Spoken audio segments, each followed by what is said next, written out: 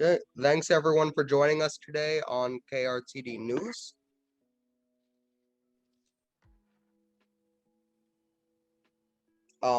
We got some interesting stories for you guys today.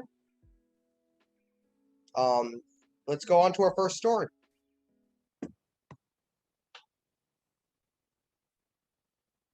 One moment. I'm having a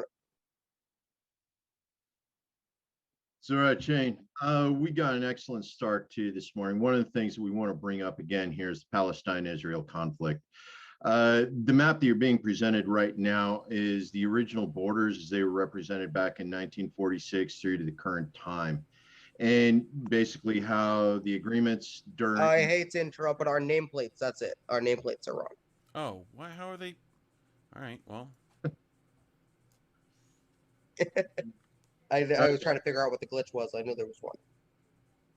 So in the meantime, while we're looking at the map, getting ready for reefs in the process of correcting some of the minor technical issues.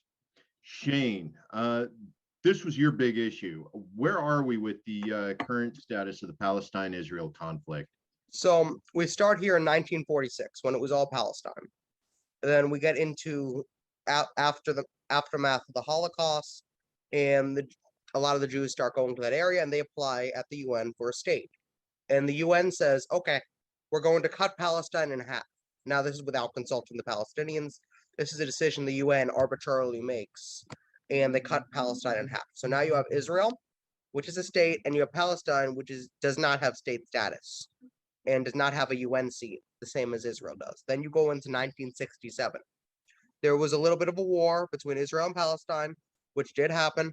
Um, and then you get this. There is no more Palestine, really.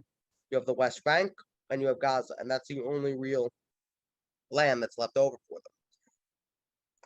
I believe there was another conflict after that. Let's go into now. So now, just so everybody knows, the green is where Palestine is now, what's left of the Palestinian lands and territories, and the yellow is Israel. So look at the decrease of green from 1946 all the way up to 2021. It's a significant decrease. And then the Palestinians really don't have any land left. Then you'll hear one side say, "Oh, I can't make a deal." The other side say, "I can't make a deal." But if you act, and the Israel will say, "Well, we can't negotiate with Hamas." If you actually look at Hamas's charter, within their own charter, they will accept a deal going back to the 1967 borders. And Israel pretends that's not in the charter of Hamas, but it actually is. So even the more extreme Palestinians are like, we'll take a deal. Now, there are strong beliefs on both sides, on the Israeli and Palestinian side. Israeli and Palestinian side, the Israelis want all the land, then they want to keep it the way it is. The Palestinians want to return it to the green. Now, this is a very difficult problem. This is not something that has a simple solution. And a lot of people say, "Hey, let them fight it out." Israel has Iron Dome, which deters 90% of the rockets the Palestinians have. They have a massive army. They're backed by the US. They get 100 times as much money as the Palestinians get from the US every year. They get, I believe it's 4 billion, while the Palestinians get 36 million. So if you compare the difference here, if we let them fight it out, Israel could literally just nuke Palestine and destroy what's left of it.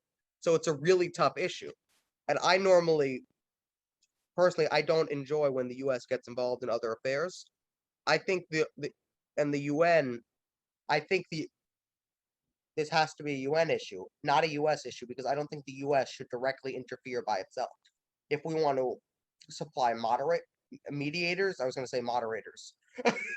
I think that's a little bit of a different issue, but I think that anything militarily, I don't think the US should do, because it would be wrong for us to back either side militarily. Now, Joe, do you have anything to say before we go on to our video? This really is a key issue, and it goes back to basically how arbitrary Europe was following World War One, and World War Two, as 1946 was specific. We did an awful lot of line drawing without consulting with the actual stakeholders that are involved in where the lines were drawn. We have the Kurds right now that are divided up into 4 different countries: Turkey, Iraq, Syria, and Afghanistan. So we have basically a long history of where we've redefined lines arbitrarily, directly impacting and affecting the people that we drew the lines around. So this is nothing new, and this isn't the first or the last conflict that we're going to have to go in and basically take care of issues that were created, 46, that's 70 years ago now, 75 years ago. So we have a long history of this that we have to go back 75 years of arbitrary lines. But yeah, absolutely. Let's go on to the next clip here, Shane. Absolutely. So this is a video from Kyle Kalinske. This is from 6 years ago. Now, his views on it are a little different now, but this was an interesting idea, I think, that he had. And I just want to point out, the key to a compromise is that nobody's happy. Or nobody's entirely happy. So I think this is somewhat of a fair compromise. Now, nothing's going to be 100% fair, but let's take a look at what Kyle Kalinske has to say. Becomes, what's the solution, or how can you get as close to a solution as possible? And here's the answer. First of all, both the extremists on both sides are going to have to realize you're never going to get what you want. Let's face it, extremists on the Palestinian side, they've said, well, we don't want Israel to exist, and we want, what's it called, right to return, is it? Or we just get all the land back and Israel stops existing. That's never going to happen. It's never going to happen. By the same token, somebody who's a Cherokee or an Algonquin in the U.S. could say, we're tired of, these savage white people who have this land that they call the United States of America. We want it back. Never going to happen. Never going to happen. Yeah, we were fucked up to do it, but we can never just give back all the land. It's just not practical at this point. Israel can't just stop existing. The United States can't just stop existing. So what do? Well, you have to be reasonable, and you have to come to some sort of a compromise. So you have to, number one, allow the Palestinians to have a state, okay? Benjamin Netanyahu and the U.S. government blocked non-member UN recognition for Palestine recently. Those were the only 2 that were against it, the U.S. and Israel. Everybody else in the world said, yeah, give them a state. What the fuck's the problem? But Israel and the U.S. said, no! Unbelievable! It's so crazy. Don't do that. Well, what do you want? And you wonder why there's violence. You're not even allowing them to have statehood. And you're fucking blockading the region, so it's hard for them to get food and water and just stuff that anybody else would need. They're under occupation. So, number one, they need to have full UN recognition and statehood status. Israel already has that, and they're going to keep that, okay? But then number 2, it becomes, where do you draw the borders? Well, I would say you don't draw it at the 1967 borders, which is what a lot of reasonable Israelis want to do. Because honestly, I still think that's too harsh on the Palestinians. I think you need to go all the way back to the 1947 borders, which is what the original partition plan is. If you look at a map of the original 1947 borders, well, what is that? That's essentially 50-50. So what you need to do, this is the solution to the fighting. You need a 50-50 two-state solution, the 1947 borders, and here's what you do. You take the borders and you put a massive UN buffer zone, okay, which essentially is this idea that good fences make good neighbors, and these are the mediators who are going to be there to stop any fighting that may break out. Now, oftentimes people will say, people who are extremists on the Israeli side and extremists on the Palestinian side, they're both going to shriek and yell and bitch about this and say, that's unfair, but that's how you know it's a reasonable solution. The extremists on both sides don't like it, which means what? Rational, moderate minds need to prevail and need to come to this conclusion and say it's okay. Israel, I'm sorry, their extremists want to, eliminate all the Palestinians. Don't take my word for it. Ayelet Shaked, who's an Israeli politician, she wrote a message on Facebook, it got a bunch of likes too, that said, we're fighting all the Palestinian people. They are all the enemy. Wipe them out. A call for genocide. There was another article we covered yesterday. It was in the Wall Street Journal. They argued Palestinian civilians aren't civilians. So get rid of them, right? Well, that's also, the Israeli extremists want to see Palestinians eliminated. The Palestinian extremists want to see Israelis eliminated. Well, I'm discounting both of you automatically. You're both fucking idiots, okay? We're never going to get a solution with you guys. So the answer is 50-50 two-state solution, full UN recognition and status, okay? You put a big UN buffer zone in the middle. And finally, Here's the fair criticism of my solution. Well, Kyle, there's still going to be violence, and there's still going to be, attacking. And guess what? That's right. That's 100% right. But by the same token, you're never going to eliminate all murder. Murder is a crime, right? You're never going to eliminate all murder. You're never going to eliminate all robbery. You're never going to eliminate all burglary. You're never going to eliminate all of any kind of particular crime, okay? But that doesn't mean you shouldn't come up with the best idea to try to limit it as much as possible. And a 50-50 two-state solution, both becoming members of the UN, that is the best solution possible. It's doing as right a thing as you could possibly do, and it will certainly limit the violence tremendously. And the final thing I'll say is this. There are some people who mean very well. I've gotten this position explained to me from 4 different people now, okay? They say, no, Kyle, you got it all wrong. We don't need a 50-50 two-state solution. What we need is a one-state solution. And honestly, I think this approach is the uber-liberal approach of like, hey, man, why can't we all just get along and hold hands and sing Kumbaya, and there'll be rainbows and puppies, and we can't come together by going further apart and not being under one state. I honestly think that view is silly. Now, again, I think these people mean well because they want a solution. They just want a one-state solution where, you treat everybody equally. The problem is, it's not just deep, deep cultural differences between the Israelis and the Palestinians. It's also deep, deep fundamentalist religious differences between the two. So when you have deep cultural disagreements and deep religious disagreements, it's not something that, is just you can just get over and you'll be willing to accept the other as legitimate given enough fucking tea parties where you eat crumpets or have enough picnics together. It's not going to happen. Maybe by the year 3612, we will have gotten over the idea of religion and we will have gotten over our ridiculous differences about skin tone and cultures and this and that. But that's not the world we live in right now. And while it's certainly not the case that it's always true that good fences equal good neighbors, sometimes good fences equal good neighbors. Even moderate Israelis don't like Palestinians, and moderate Palestinians don't like Israelis. And you would have wars over just what to name the one state. Once I would say, we're naming it Israel. The others I would say, no, we're naming it Palestine. Then they would do Palest Israel or Israelistine, or they would try to, but they wouldn't agree on anything, man. They wouldn't agree on what fucking color the sky is. So one state is not a legitimate solution. I think 2 is the way to go. You're never going to eliminate the violence, but you cut it drastically if you do a 50-50 two-state solution. Go back to the 1947 borders. And when people say, hey, that's not practical, what are you going to do with all the areas that Israel has taken over and they're settling? Here's what you do. Get the fuck out of there. You shouldn't be there in the first place. You shouldn't have expanded. You shouldn't have done settlements. You shouldn't have pushed past the 1947 borders to begin with. You were wrong to do that. So now, oh gosh, it's so hard for us to take 3 weeks and move away from that. That's too fucking bad. Move away from that, go to the 1947 borders. There's your solution. Now, it's a guarantee that nobody is going to listen to this. Nobody gives a shit. Nobody wants to make these hard decisions and hard choices. But this is the best thing you could do, and it's definitely not going to happen, which is so pathetic and so sad. Okay, let's go back to the map while we talk about this, just so we can have a visual. It becomes what's... Okay. We're getting there. Awesome.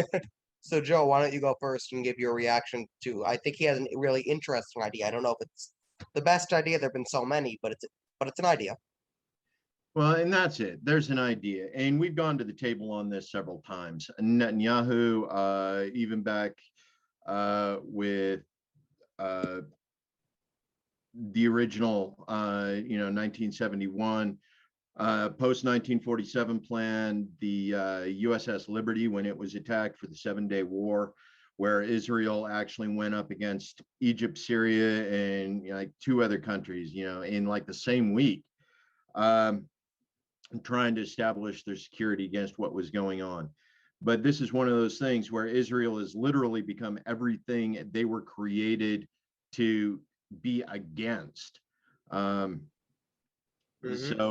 where we are with the plan, I think one of the things you brought up earlier, Shane, was real important. The U.S. needs to completely back out of this. We need to get completely out of Israel. We need to get completely out of Palestine. Reason why is because we are too close to this. We were involved in its creation. We were involved in support of the 7-Day War, despite some things that led up to it. We are simply too close to the issue on both the Palestine front as well as the Israeli front. We have a large Jewish population here. We have a lot of Palestinian expats living here in the U.S. They're now U.S. citizens, but they still have family in Palestine. We are just too close. We definitely need to get out and let somebody else take a look at doing the moderation and establishing what should be the status quo that is maintained until we can come to a reasonable solution further on down the road. Definitely. I think that this is something where now it sounds really bad, but I do think this becomes a UN issue and not a US issue itself, because this does affect all the nations, but maybe the US doesn't take the lead on this one. Maybe England takes the lead on this one. Maybe somebody else. It's just an example. I'm not necessarily saying it, but maybe another country takes the lead on it. Someone who is not as close and doesn't have as much invested into it takes the lead. A different UN state maybe takes the lead and provides some moderators. It doesn't have to be the US. It could be any other country who says, we're going to send moderators and we're going to help with the negotiations. It shouldn't be us, because we are definitely too close to it. And the other thing is, we have a bias. The US absolutely has a bias toward Israel. So any deal the US would help moderate, that definitely a Biden administration would help moderate, due to how the neoliberals are on this issue. They're going to moderate a deal that heavily favors Israel if we moderate any deal. Oh, yeah. So if we go back and we send it to the UN, now the Palestine-Israel issue is very much a UN Security Council issue, right? Which, of course, the US is a sitting member of. But along with that, the other sitting members also include China and Russia as well. And one of the things that could be done is actually go in with a multi-nation moderation party. U.S., of course, would back out due to conflict of interest. This would allow the other nations, such as Russia, who at one time, an awful lot of the current Israeli citizens are actually descendant of former Soviet Russia citizens that moved there following World War II. Same with most of the Eastern Bloc countries as well. So there is a connection there as well. But if we can get members from the UN Security Council nations to be part of the moderation, Russia, China, I'm not sure who actually has the alternative seat right now. But that may be one of those things that we can actually look at, is do the whole global perspective, because as you did mention, the Israel-Palestine conflict right now is a global issue. It's no longer just US, Israel, Palestine. It has become international. It is affecting operation, throughout the world. So I think you got a good point. And I think it has to definitely be a deal. It's moderate. So it's France. I think it's France who's currently on the UN Security Council.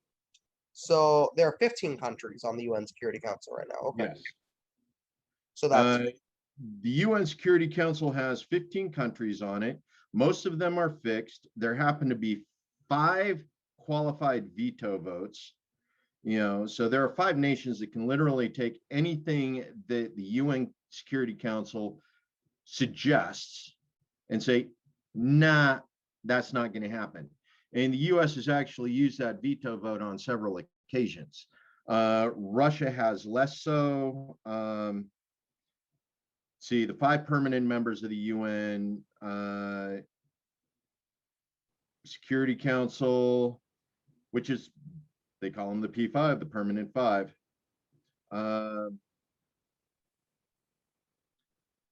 So I love looking up this information on the fly. We France, should have. right? France Yeah, is France. actually one of the permanent members. So China, France, the Russian Federation, United Kingdoms of Great Britain and Northern Ireland, and the United States of America. Okay, the other 10 non-permanent, 5 of which are elected each year by the General Assembly for a 2-year term. And they're actually sectioned off into quadrants. So 5 from African and Asian states, 1 from Eastern Europe, 2 from Latin America, 2 from Western Europe. So great. The African and Asian states, especially if you look at Afghanistan and Iraq as the Middle East or Southwest Asia, they have a vested interest in making sure that the Palestine-Israel conflict is stabilized. Oh, definitely. Uh, They live right there. They care a lot about oh, that. yeah. Some of the other considerations, especially because of the longstanding conflict between Israel and Iran, you're looking at other countries that are very deeply affected by what goes on. Georgia, Turkmenistan, Uzbekistan, all of those, northern neighbors to Iran. And the Israeli rhetoric often calls on for, war with Iran in order to overturn the current regime in Iran. So if we can stabilize that, if we can get the pretense of Iranian influence out of the Palestinian-Israel conflict, that settles things down for a lot of those nations in vicinity of Iran, including Iraq and Afghanistan, Pakistan, Uzbekistan. All of these countries would definitely feel a lot more comfortable with the entire region stabilized. Absolutely. I definitely think this, you take the UN Security Council, you hammer out a deal that's fair, and a deal that's fair, I don't think is now. I don't think that the current state is a fair deal. No, it Um, definitely is not. Now, I think it's very likely if you have cool, collected, reasonable moderators, you may go back to the 1947 borders, which is picture 2 here. You may go back to that. You may have Correct. something between 1940. That's very likely what you'll end up with. Maybe something between 67 and 47, but likely, if you have reasonable people who are not biased, you'll get back to the 1947 borders. And even the 1967, if they were to respect those, I believe that was just before the 7-Day War. Mm-hmm. Yeah.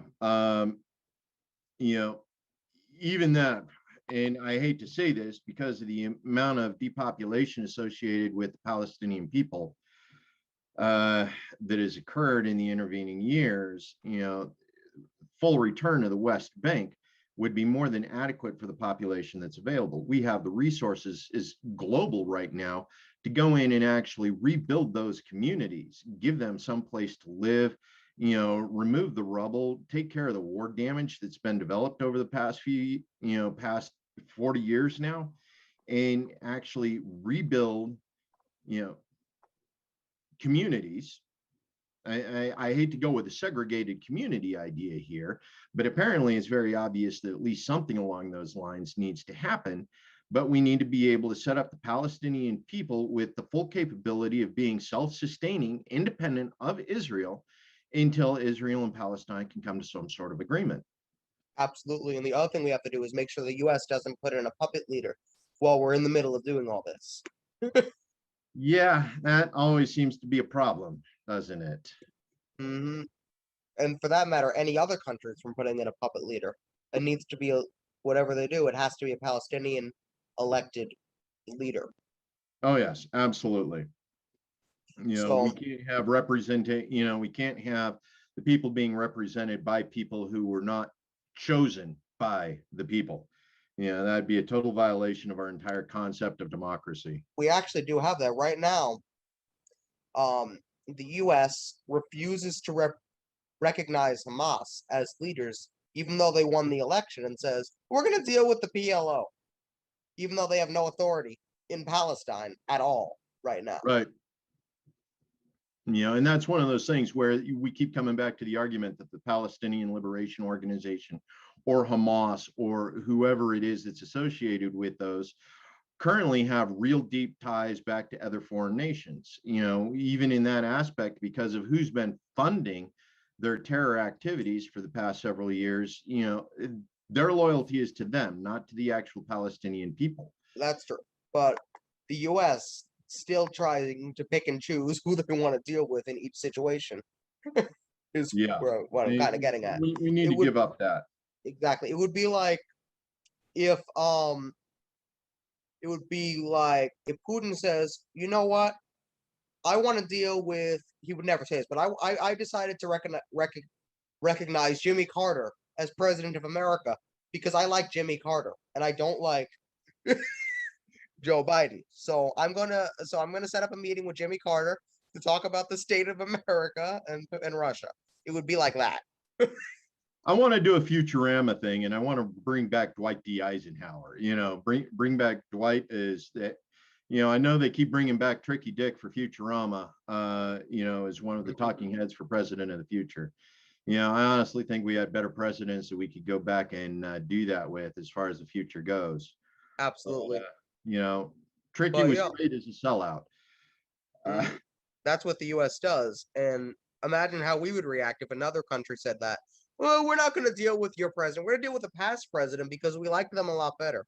We would be like, well, what? Well, okay. Here's an interesting situation along those lines. Remember Haiti back in what was it, 1996, Mhm. or 1995? It's 1995. Okay. Then President Bill Clinton. Yes, that was Clinton then, right? Yeah. Had just called for the invasion of Haiti. We were going to use military force to go in and rout out the dictator, Papa Doc or Baby Doc. And yeah, guess what? I was in on that. I was ground floor sitting in Cuba waiting to invade Haiti.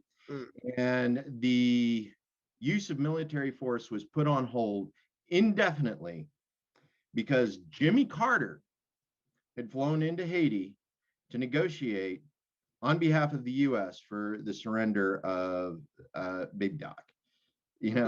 So it's not unusual for past presidents to go in and be the moderator, be the peace dealer. No, I don't have a problem with that. But no, I think that's great. I think, hey, if this president is someone you're willing to deal with and you want to negotiate, you say, I'll negotiate with Jimmy Carter. Great, we'll let you negotiate with Jimmy Carter. But if you say, hey, Jimmy Carter is the one true president of the U.S. and here's who we will deal with on every single issue, that's kind of what the U.S. is doing to Palestine right now and saying the PLO are the leaders of Palestine, even though they lost the elections, and we will continue to deal with the PLO because we want to deal with the PLO. It's like, really? Yeah. Yeah, we really need to take a look at doing something different with regards to what's going on there. But the solution, because of the players that are involved, mainly with Biden's administration, I do not see anything reasonable happening in the near future. We need to take a look at what's going on in the parties, in the Republican Party, in the Democrat Party, and decide whether or not either one is actually capable of creating a sustainable solution in the future for the Palestine-Israel conflict. Because as long as we have the current people that we do in Congress and in the executive branch, we will continue to influence this, we will continue to affect it, and we will continue to make it worse. Absolutely. This is why a lot of people, I was gonna say, this is why I don't think the Democratic president is going to do anything in regards to this. We actually voted, I think it was the U.S. in the UN who voted not to even talk about the issue. Yeah. And blocked them from discussing it. Joe Biden does not want to talk about this issue. He wants to ignore it. He wants it to go away. He wants to give Israel the time to recover. And then maybe we can talk about the issue in the UN once Israel has time to recover. But no, we can't talk about it right now. What does Israel need to recover from? From all the negative press they're getting right now. Yeah, well, the problem is they don't stop creating the negative press in order to recover from it. Which means we'll never talk about the issue. Exactly.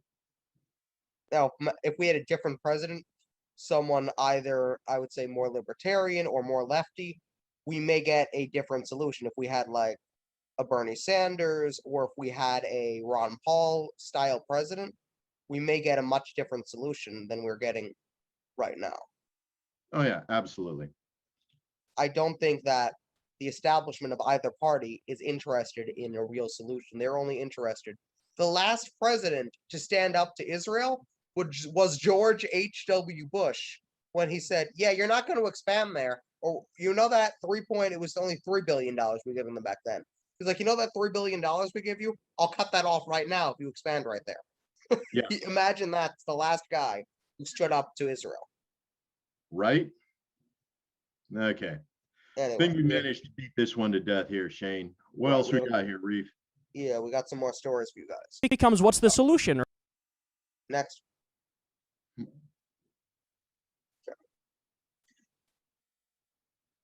So Okay, let's take, this is an interesting clip from Joe Biden. This came out a couple of days ago. Him and his AG were talking about gun violence in America, in particular, how they wanted to address domestic terrorism. So, Reef, go ahead and give it a run. I might add, the Second Amendment from the day it was passed limited the type of people who could own a gun and what type of weapon you could own. You couldn't buy a cannon. Those who say the blood of patriots, you know, and all the stuff about how we're going to have to move against the government. Well, the tree of liberty is not water with the blood of patriots. What's happened is that there never been, if you want to think you need to have weapons to take on the government, you need F-15s and maybe some nuclear weapons. The point is that there's always been the ability to rationally limit the type of weapon that can be owned and who can own it. so no one can actually. The last see time the we video had on the data screen. on this issue of who was purchasing guns was more than 20 years ago. 5% of gun dealers, turns out, in the study we did, showed that 90% of illegal guns were found at the crime scenes sold by 5% of gun dealers. 5% sold 90% of the guns found at crime scenes. All right, I'm sorry, guys. I know you weren't able to see that video, but it was just Joe Biden talking. Would have put you just. I think they could hear it. No, it came through on some of them. So, but let's go ahead and talk about this issue. One is we're listening to Joe bumble through a number of key issues that are large parts of huge history. You know, watering the blood of patriots with the tree of, yeah.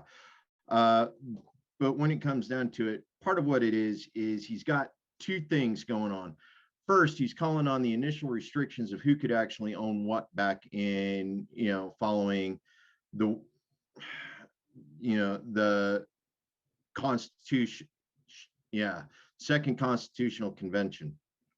You know, one, we have the right to bear arms, and at the time, arms included literally everything. You could buy a cannon back then. Matter of fact, if you had enough money, you could buy a battleship and go out and become a privateer for the United States. You know, which is fun. It's somehow that you're a state-sanctioned pirate, is how that ends up working out as privateers. But then he goes on to say, you know, you're going to need nukes, you're going to need F-15s to take on the U.S. government.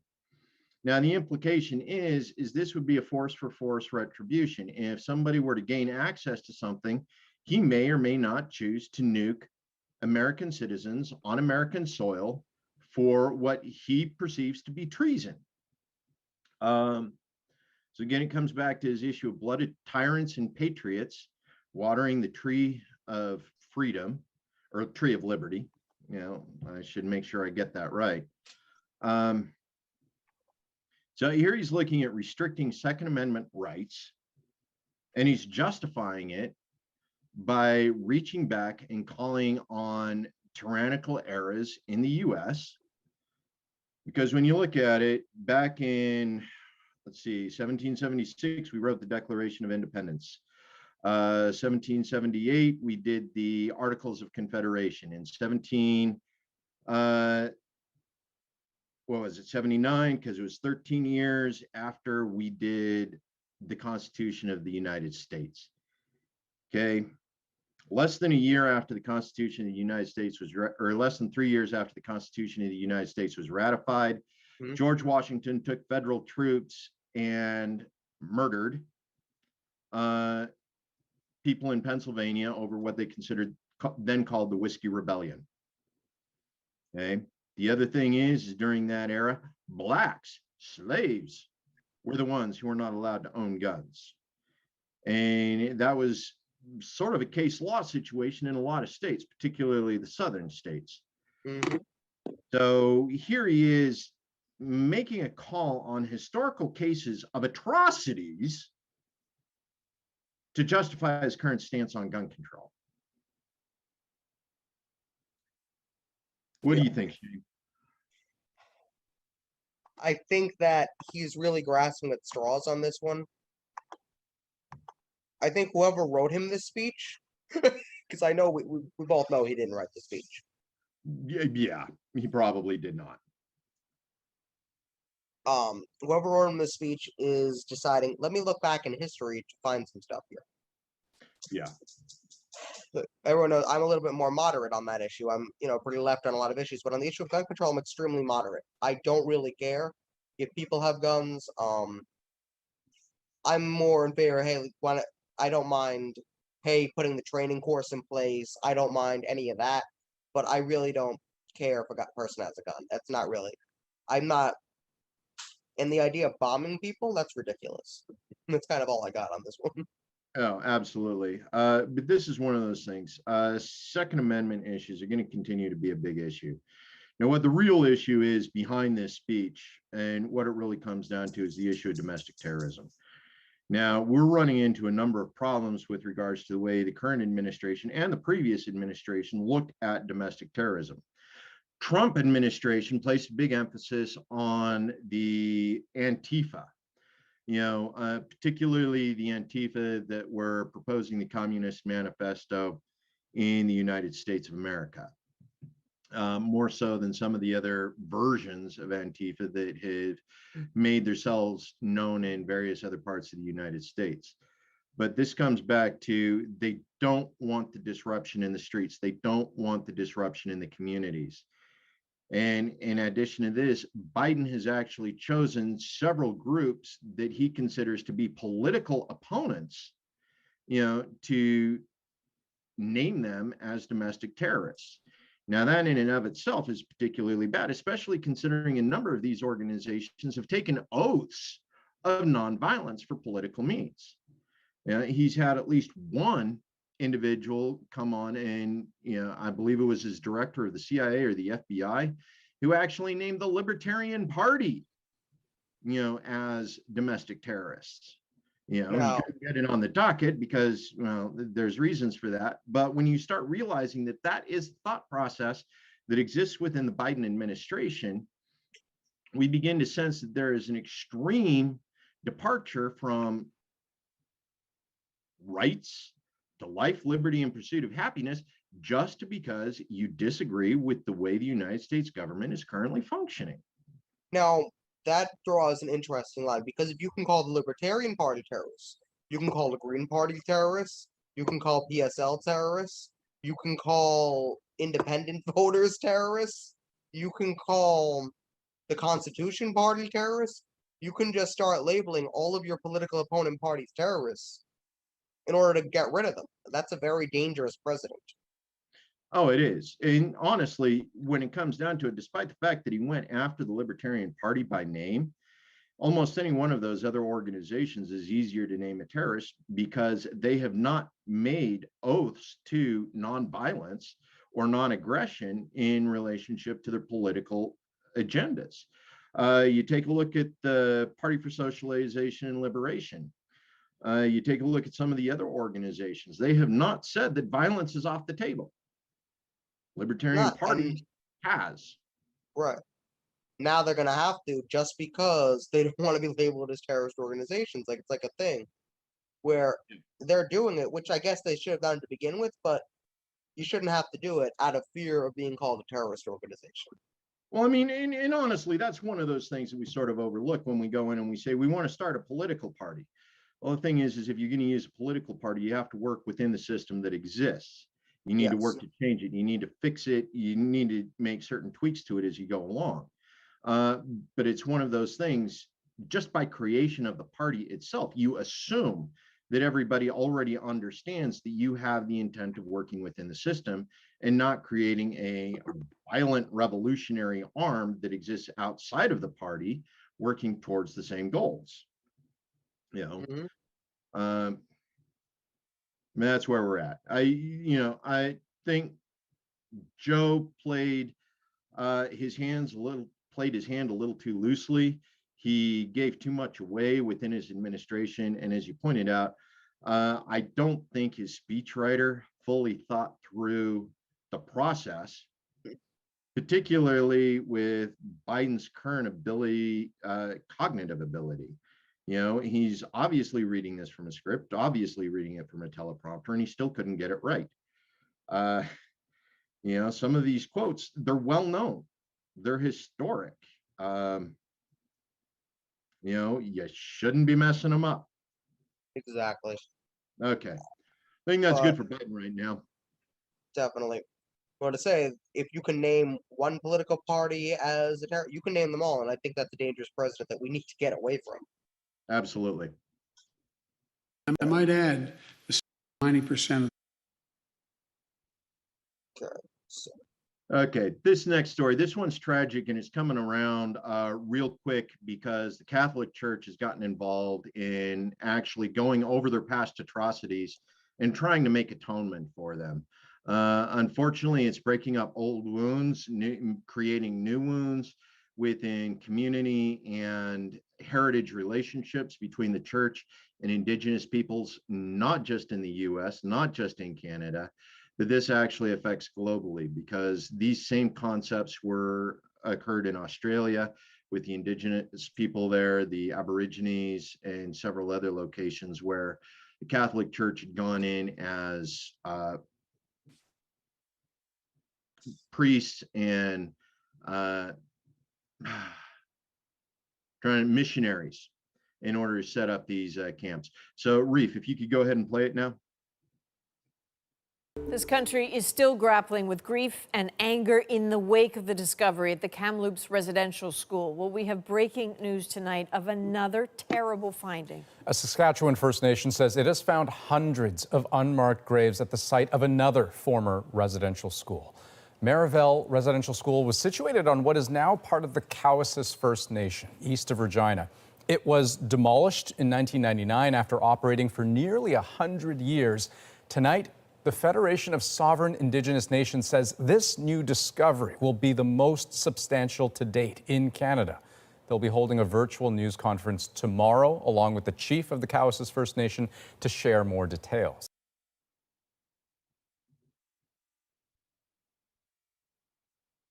Okay, so some of the things that we're looking at with regards to what's going on with This the country indigenous nations is currently we are at, I believe, 1,400 unmarked graves in the 7 sites that have been investigated so far. Now, this represents a fatality rate among the children in these residential schools in Canada and the US of approximately 1 in 20. As actually documented, a number of these graves probably avoided that 1 in 20 documentation and represent significantly higher numbers, particularly because of some of the stories that are coming out regarding what went down, what happened in several of these locations. Now, we step back and we take a look at the number of residential schools that currently exist, in the United States. Let's see. I'm going to have trouble finding it. So right now there are 736 residential schools that did exist at one time. Okay. There are somewhere in the neighborhood of 20 that are still active in some capacity, the land of which has neither been reclaimed by the indigenous people that were housed at the residential school and similar others. But right now, this is only 7, less than 1% of the 736 residential schools in the United States and Canada that have been investigated for unaccounted deaths of the children that were attending those residential schools at the time. And it continues to be a problem. Bureau of Indian Affairs, particularly because of who's controlling it right now. And this was one of the few interesting aspects of the Biden administration in his choice of Department of Interior, because we actually have an indigenous woman who is overseeing the Bureau of Indian Affairs as part of the Department of Interior, who is responsible for conducting the investigation into each and every one of these residential schools in the United States. And with the forensic capability that we currently have to go in and investigate, this is going to get real ugly as far as U.S. and indigenous relations here, while everybody comes to terms with what will be found out over the next 2 years. Shane, how you feeling, man? I think this is a really interesting story. But I think we really definitely there's definitely a lot of times where we will screw with the Native Americans, and just because we have a Native American heading up the Indian Affairs Bureau does not mean they will come out with a favorable outcome for whatever they're trying to do in this situation. That's extremely identity politicky to think that just because that one is there, that they're going to get the result they want. Well, to a certain point, I do agree with you on that. Reason why is because she just happens to be the senior on the Department of Interior. And as a secretary position, she does have a significant amount of influence. However, the Bureau of Indian Affairs is an American institution. Okay, let me say that again. It is an American institution with several self-defense mechanisms in place in order to prevent its dissolution because of the things it has done over the past 150 years of its existence. Okay, there are a lot of good people within the Bureau of Indian Affairs. The fact that the Pennsylvania case was actually allowed to continue to be investigated, and I believe that came out with 170 or so unmarked graves in Pennsylvania, is one of the residential schools that was investigated. Does tend to be a good sign that the Bureau of Indian Affairs does intend to investigate this with integrity, though. So we will see as things move forward. And but yeah, it's going to shake an awful lot of the U.S. institutions to their roots.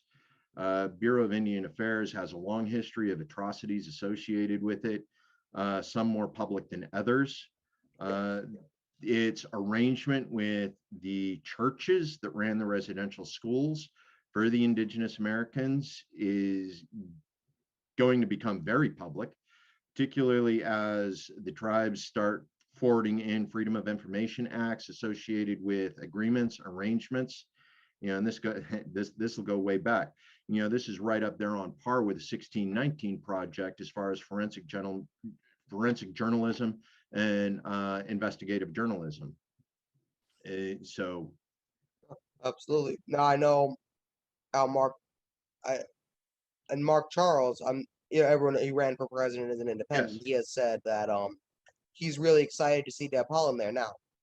That might be a good thing in some ways, but again, I think he's a little bit overly excited about it because he thinks that he had said now there's going to be some, and I'm not going to quote him because I don't know exactly what he said, but the way he talks about it, it seems like he thinks that a lot of the issues are going to be taken care of because she's there. I don't know if that's the case. well, I'm she is going to meet a lot of resistance. But at the same time, I know an awful lot of people got involved in the Bureau of Indian Affairs because they actually believed in trying to right the injustices. In some senses, good intentions created more problems than they solved, which is the case anytime you depend on the government to fix a problem that really is part of a cultural issue in the local communities. And unfortunately, it was the residential schools that created these cultural issues in the indigenous communities. absolutely. Perpetuated the cycle of violence, of abuse, And until we can actually allow them the opportunity to heal from what the residential schools have done to their communities, I'm not sure government intervention is the best path forward. Absolutely. Now, I want to apologize to everybody. We forgot to stream to Facebook today. So sorry to our Facebook viewers. We're not able to see the show today. I'm so sorry, guys. We will get there. Okay, I think we got that one down, Reef. What else we got today? So This let's go to country the is next still slide. So no, that's not it. Oh, is this Joe Biden talking about it? Let's see. Joe Biden is a Oh no. So hang on.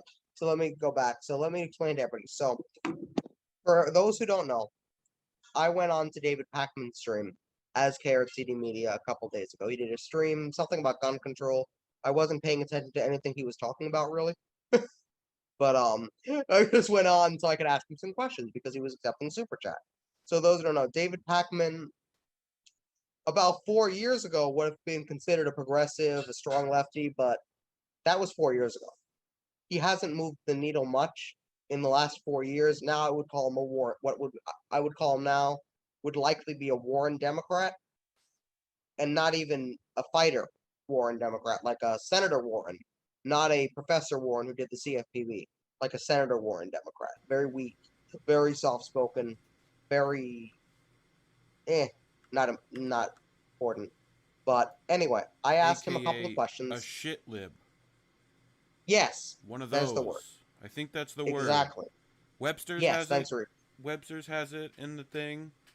You know. My God, it's Webster's word now already. Yeah, it's shit lib. You know, it's already up there. At least on the Urban Dictionary. It's definitely at least there. Okay, Urban Dictionary. Well, Urban Dictionary's got its own. The king of all knowledge, the Urban Dictionary. You know. That's Reef, the man behind the curtain who forgot to stream to Facebook. It says it's unable to connect. So both on Indies we'll and take a ours. look at technical issues later. Yeah, we'll have to take a look at Anyways, so let's take a look at what I asked David Pakman. Here we go. Joe Biden is a neoliberal corporatist. If you're on the left at all, you would do a lot more criticisms of him. Please hold Joe Biden accountable. My lead story Monday was a criticism of Joe Biden. In the clip today about the Voting Rights Act. I mean, for one, grammar Nazi already. Really? Yes. You're probably on a Nokia chirp sending in your super chat, right? You know, you pulled out your razor, and you had to T9 predict it, right? And it came up your instead of your. Like, what is his? And then on top of that, he criticized Joe Biden on Monday. Okay. With that's what? Very nice. What did he not like the socks he was wearing? Was that what it was? Right. Let's play back what he said. What did he criticize him on? Let's see what he has to say. I don't know if he did. We have that one. Joe Biden is a neoliberal corporatist. If you're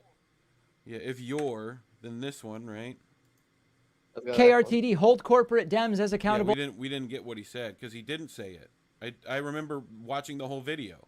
He didn't say what he said. Criticized Something Joe he Biden criticized him. So he's only allowed to criticize them once, not tell you what he criticized you on. You know, just one time he's allowed to criticize. The check writers give him one free don't criticize Biden coin, and he used that last Monday. So no, I saw the video. I don't remember what it was about, but it was a very tepid criticism. Yeah, and it's only the last. I watch him occasionally just to keep up on it. He's only criticized him three times in the last 4 months. I guarantee you, 75% of that video was him apologizing for the thing he just criticized Joe Biden on. Yeah. I mean, so let's take a look at the question I asked him here. KRTD, hold corporate Dems as accountable as Republicans. And he just continues to scroll through.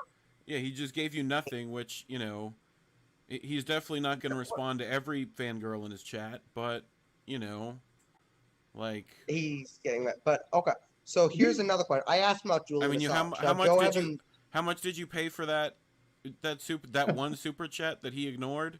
I think you need a refund. $2. Yeah, get Dude, yeah. a refund of $2, like for cereal.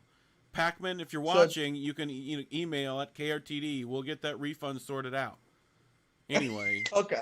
So Joe Evans and I went on Action for Assange. I remember, I think it was with Madeline. We talked about Yes, Assange and all we did. those issues. Now, Yeah. here's what happens when I asked David Pakman about Assange. Why are you afraid to support Assange? I really don't think about Julian Assange. Really? I mean, except Really? all the time. Says the girl who doesn't have a crush on you. No, I don't really think about Joe. I don't think about him at all. What are you talking about? Every time you see Jimmy Dore's name come up, the things out of your mouth is Julian Assange. Hashtag don't force the vote ever. That's the two which is almost what 25% of Pacman's show at this point is fuck Jimmy. Exactly. And the thing is, I don't want to criticize David Pakman. I used to like the guy, but the thing is, he did it to himself. If he wanted to not be criticized, he had to keep true to the principles that he started on. And he's just, not that he doesn't keep true to the principles, he's just extremely weak. Yeah, so He's not there's doing what he's supposed to do. There's a chart somewhere, right, that someone has of how much David Pakman became a shit lib on the left, and how big is the number that they write on his checks, right? Those things on the other, and then you can see the graph just steadily, it's like an exponential growth there, right? He's more willing to shit lib it up, the more Big Seltzer pays him, so. Mm-hmm. And of course, I wasn't expecting him to talk about force the vote on Medicare for all. I wasn't expecting that.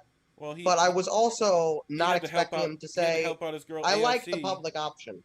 Yeah. It's Like, he's it's, like, I'm good with that. This is called moving the goalposts. We're moving the goalposts on fucking Jimmy Dore's force the vote.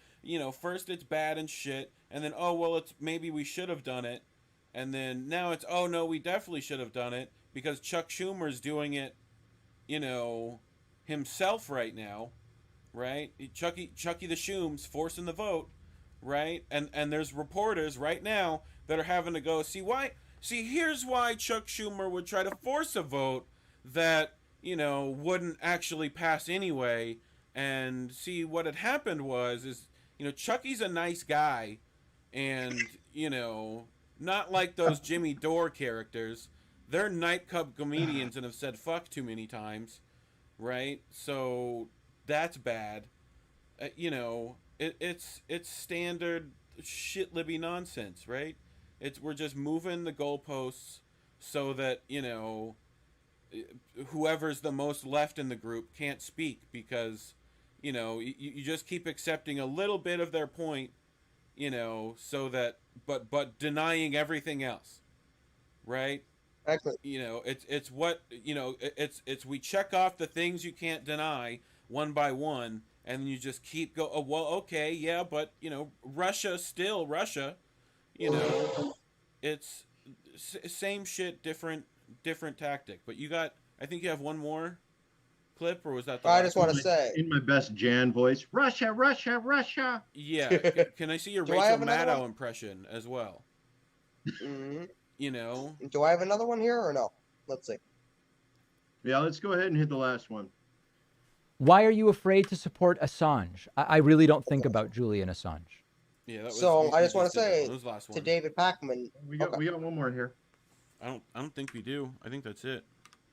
Oh, that All was right, it? so I just want to say to David Last one. Pakman, if you're watching this, which you're not, If You you're can- I if you're will- watching this, go contact Julian's dad and brother who are in the area, apparently doing shows. They were just on Jimmy Dore, a wonderful. I don't know if anyone has heard of him,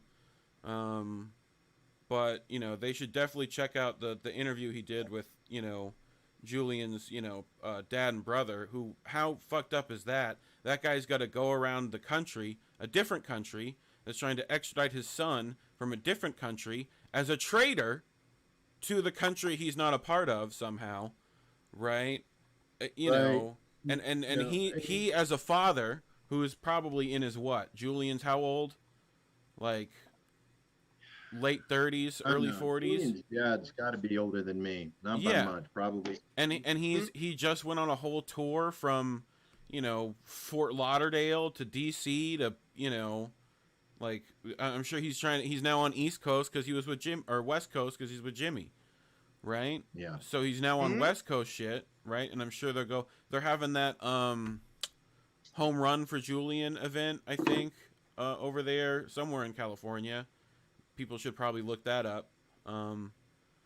But So his dad's got yeah. to go around and fucking beg people to not, like, try and murder his son right after who have we seen die? We've had McAfee. We've had Epstein. Who else? Epstein before that. I'm sorry.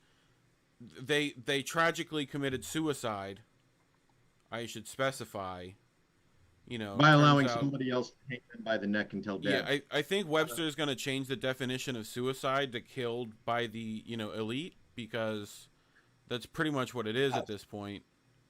Definitely. So- All right. So David, We're if you're going to watching- suicide you. That's what we're going to. We are going to suicide you. Yeah. Dude. I think that was Yeah.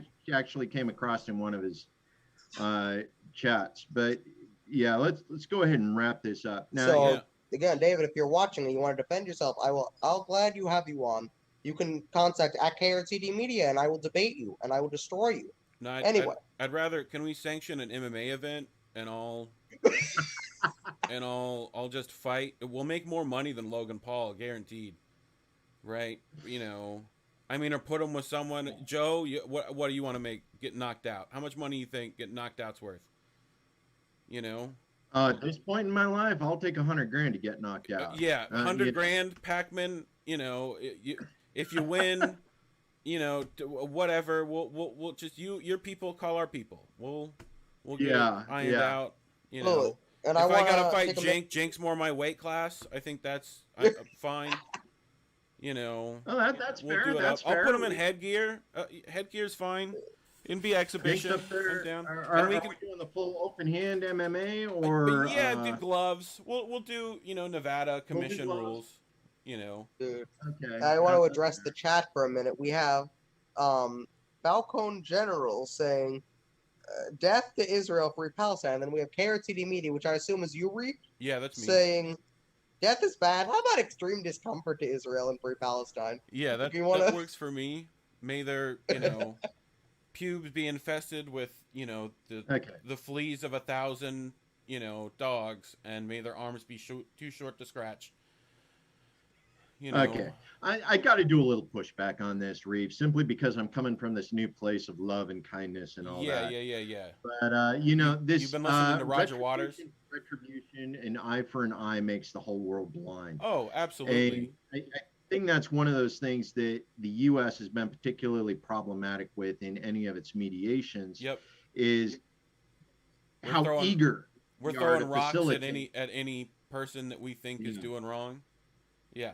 Yeah, exactly. And we I'm really with you. need to get away from this retribution aspect, especially collective retribution, because we've gone after entire nations for stuff that one person did.